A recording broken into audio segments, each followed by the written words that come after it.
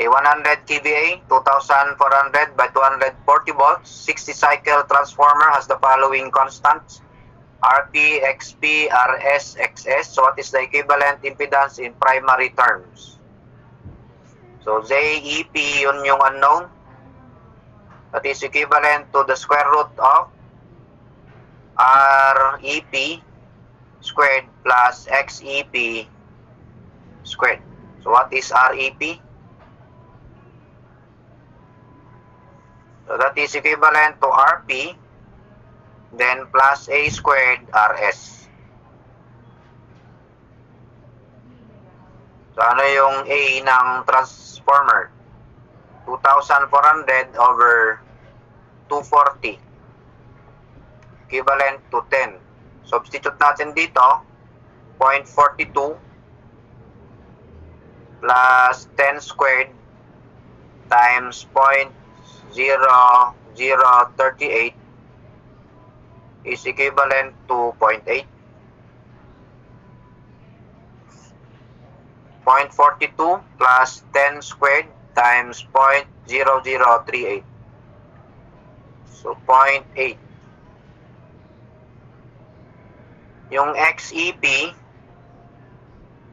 ang formula niya is XP plus yung XS, i-refer natin siya sa primary, kaya A squared XS. So 0.72, then plus 10 squared times 0.0068. 1.4 ata yan.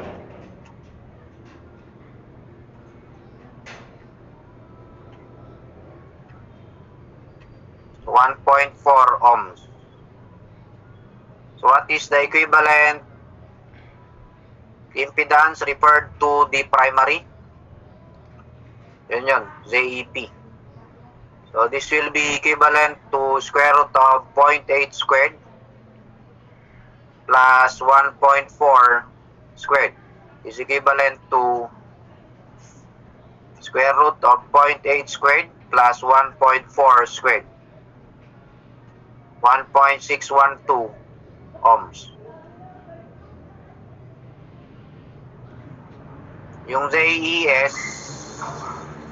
square root of RES squared plus XES squared.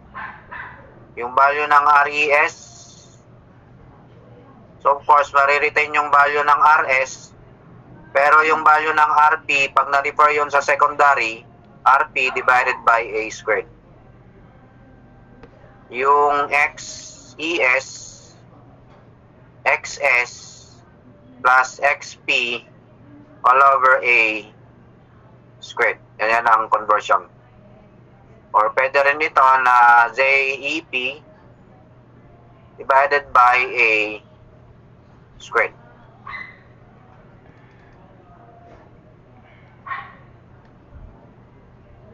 So letter B.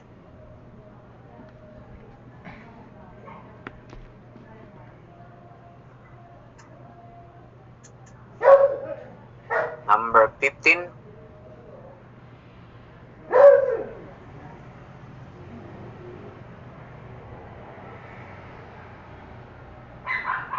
Okay, 15. Calculate the all-day efficiency of a 100 kVA transformer operating under the following conditions: 6 hours on a load of 50 kilowatts at 0.73 power factor, 3 hours on a load of 90 kilowatts at 0.82 power factor, 15 hours with no load secondary. The iron loss is 1,000 watts and the full load copper loss is 1,060 watts. So yung all-day efficiency is computed in terms of the kilowatt hour output and input. So what is the composition of the input kilowatt hour? That is the output kilowatt hour plus yung kilowatt hour losses. That is due to the iron and the kilowatt hour loss due to the copper. That is total. Kasi iba-iba yan. Okay, isa-isahin natin. What is the kilowatt hour total?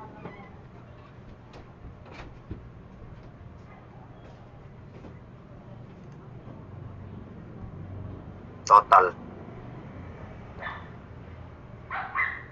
So, kilowatt hour for load 1 plus kilowatt hour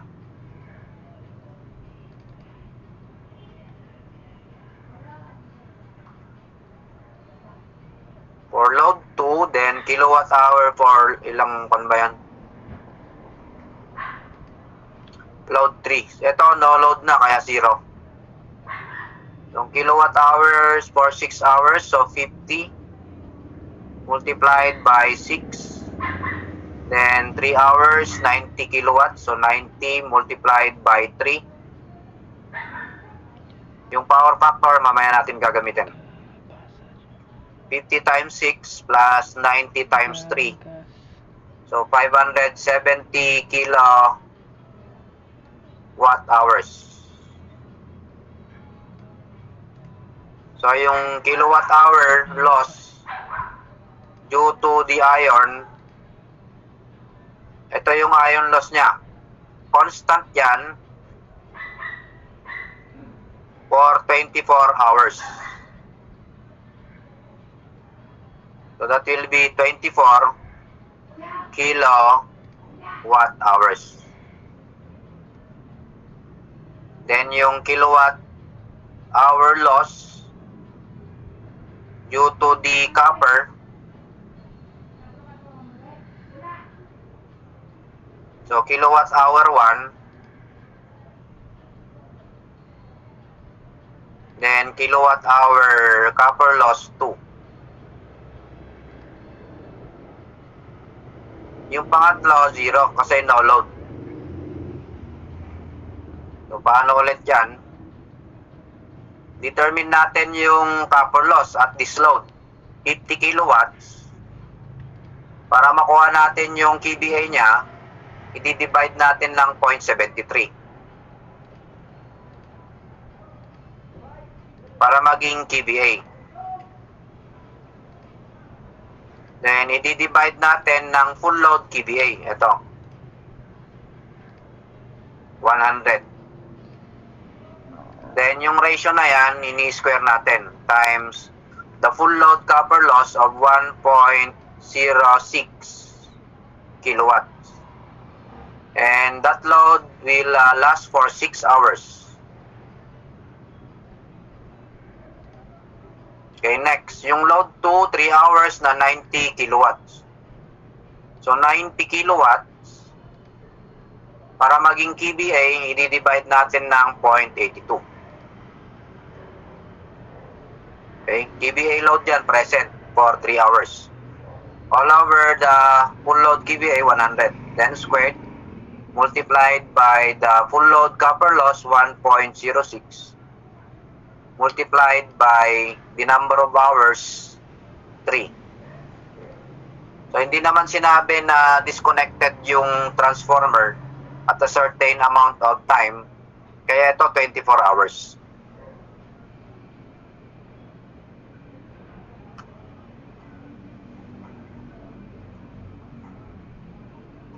I-fix siya. So, equal to diretso. Ito yung kilowatt hour 1, kilowatt hour copper loss 2 yung nasa kabila. 50 divided by 0.73 over 100. Then the quantity squared times 1.06 plus times 6 plus 90 divided by 0.82, nandito na tayo, over 100. Then the quantity squared times 1.06 yung full load copper loss times 3 hours is equal to 6.814.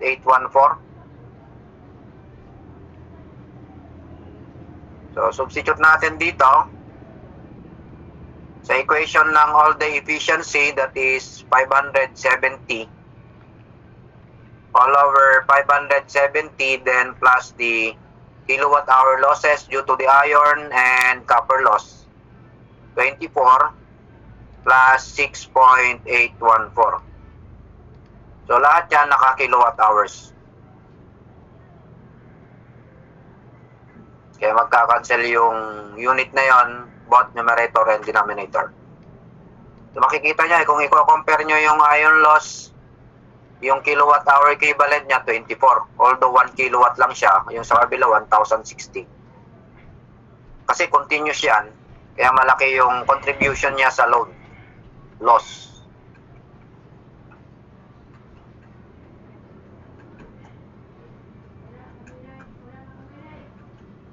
So times 100%, so 94.87.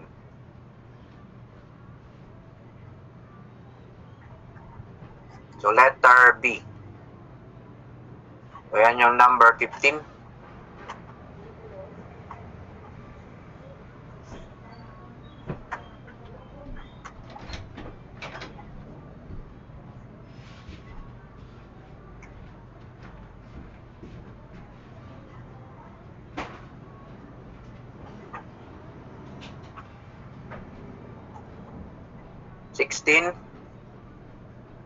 Baba itong mga konto solution niya. Pero kung sanay na kayo, pwede nyo na dire-diretso. I-explain ko lang siya isa-isa. Okay, number 16, a 50 kVA single-phase transformer has 96% efficiency when it operates at unity power factor for 8 hours per day. What is the all-day efficiency of the transformer if the copper loss is 60% of the full load losses? 96%.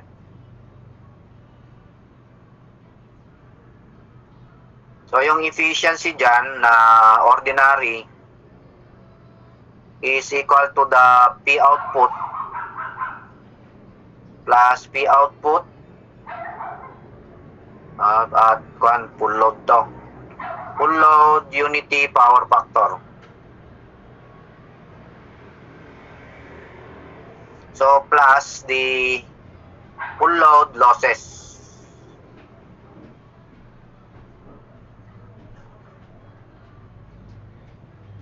So 0.96. What is 0.96? 96 over 100 is equal to the P output pag full load. Unity power factor 50 times 1. All over 50 times 1 plus the full load copper full load losses. So what is the full load losses?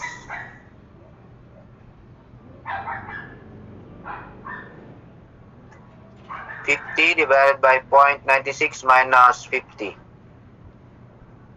2.0833 kilowatts. Pero ang sabi dyan, the all-day efficiency of the copper loss, so full load copper loss is equal to 60% of this value.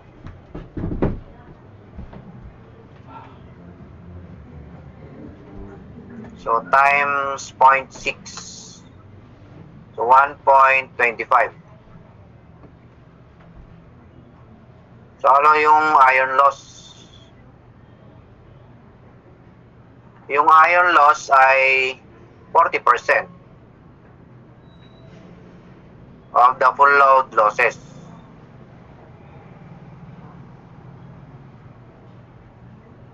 .083333 times 0.4, 0.833.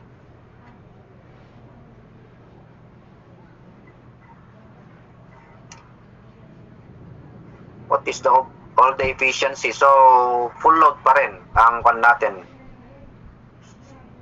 Ang output niya, so the all-day efficiency is the kilowatt hour output over kilowatt hour output plus kilowatt hour due to iron loss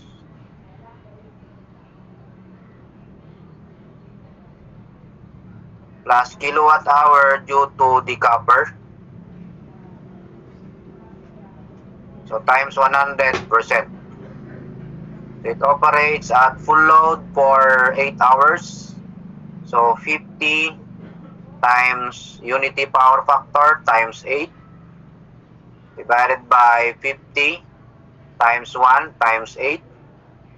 Yung kilowatt hour due to iron, that is 0.833.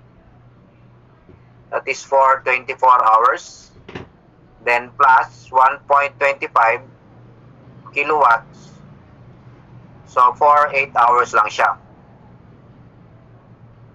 Then multiplied by 100%. So what is the all-day efficiency of the transformer? 50 times 8 divided by 50 times 8 plus 0.833 times 24 plus 1.25 times 8 times 100% is 93%.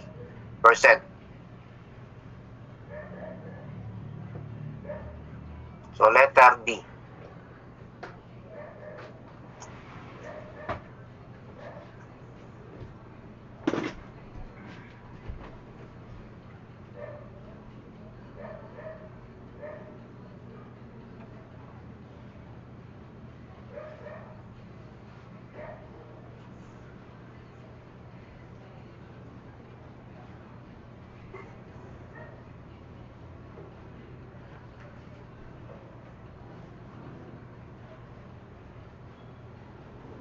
A 10 kVA, 2,400 by 240 volts single phase transformer has the following resistance and leakage reactances RP, XP, RS, XS. Find the primary voltage required to produce 240 volts at the secondary terminals. And the load power factor is 0.8 lagging. So what is the equivalent?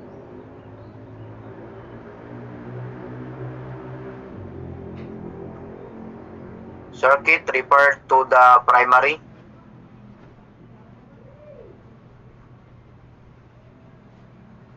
So ito yung equivalent impedance doon sa primary. Then yung secondary voltage referred to the primary, that is AVS. Kung 240 doon, refer natin sa primary, magiging 2,400. So ang tinatanong ay yung value ng VP. So ano yung equivalent ZEP? So ZEP, so kunin muna natin yung REP. So ano ulit? RP plus A squared RS. So yung value ng A, transformation ratio is equal to 10. 2,400 by 240.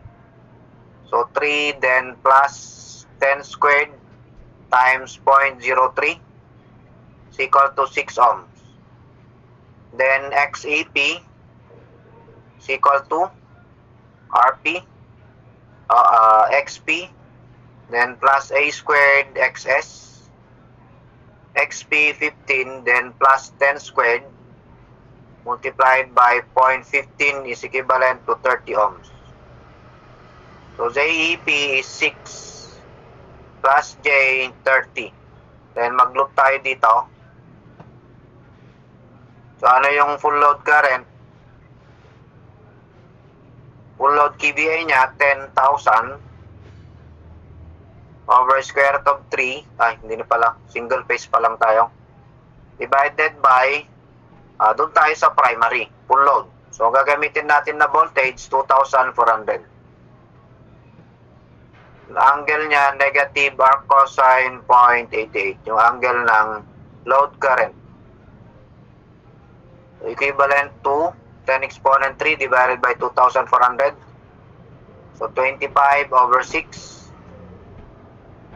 Angle negative 36.8699 degrees amperes. Pag nag-loop tayo doon, yung value ng VP is equal to VS, AVS then plus IP full load times JEP. Then kunin natin yung magnitude. So that is the magnitude of, so ito yung reference natin, angle 0. So 2,400, then plus IP full load is 25/6. Angle negative 36.8699 degrees. Then times JEP is equivalent to 6 plus J30. Then you get the magnitude. Tinatanong naman ay VP. So hindi siya voltage regulation. Shift up 2,400 plus 25/6. Then angle negative 36.8699 times 6 plus 30J 2496. 0.447.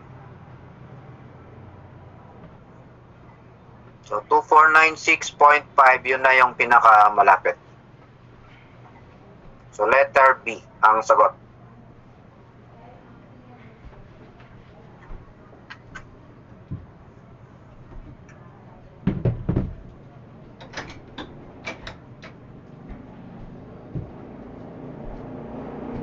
Para may sign convention kayo, plus minus.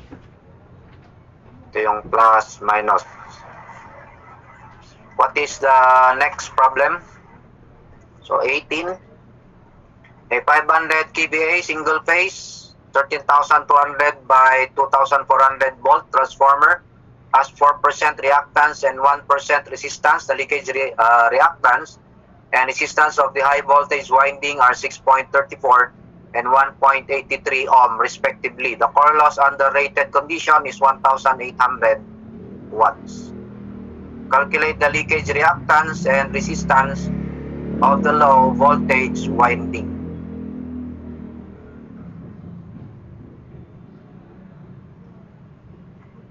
So percent X is equal to 4%. Then percent R is equal to 1%. So paano natin masosolve yung XEP?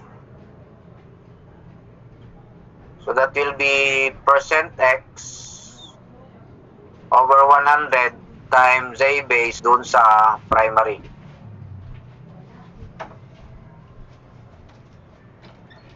So that is 4 over 100. Paano tayo mag-compute ng J base? So voltage squared.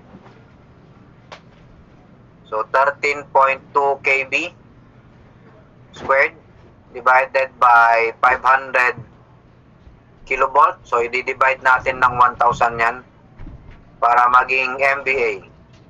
Para yung kilo squared magka-cancel sa mega. So XEP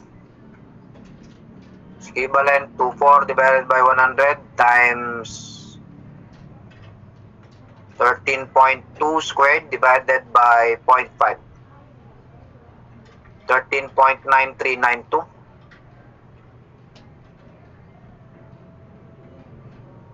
High voltage. So ito yung R, P. Ito yung XP. So equivalent to XP plus X A squared XS. Ano yung A ng transformer? 13,200 over 2,400. 5.5.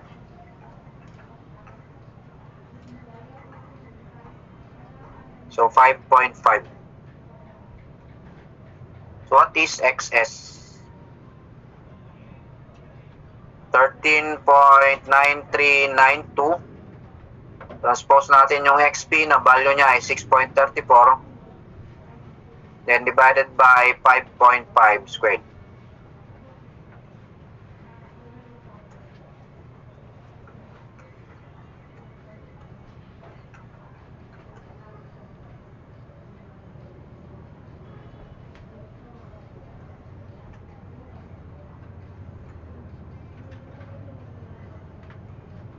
0.2512.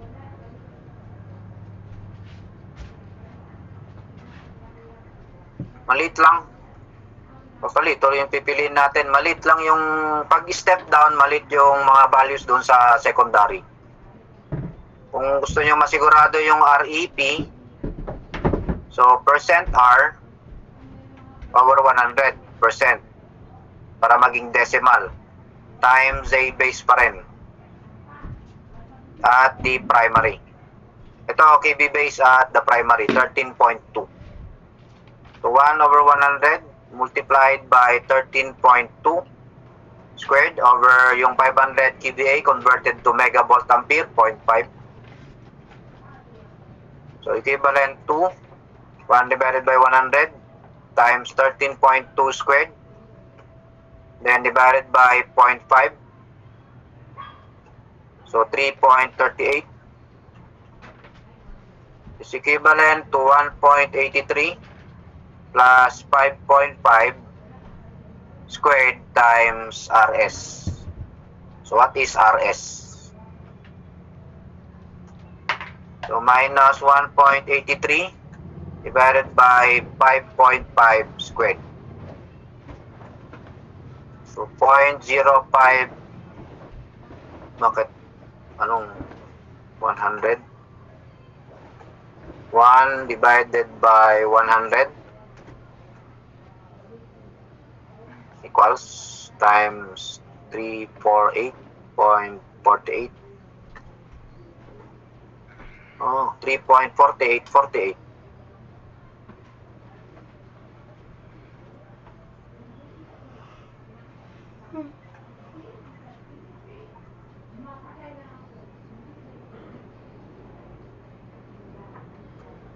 Minus 1.83 then divided by 5.5 squared. So 0.055.